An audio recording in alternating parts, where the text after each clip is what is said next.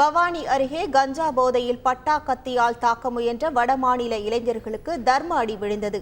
ஈரோடு மாவட்டம் காளிங்கராயன் பாளையம் பகுதியில் பட்டா கத்தியுடன் சுற்றிய இளைஞர் ஒருவர் கடைக்காரர்கள் மற்றும் பொதுமக்களிடம் வாக்குவாதத்தில் ஈடுபட்டார்.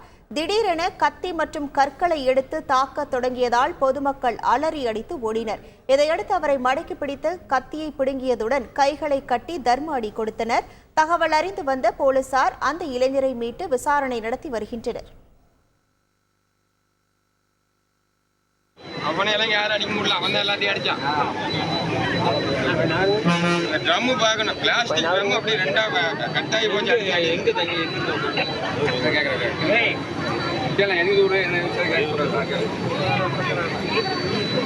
கேட்டாதானே தெரியும்.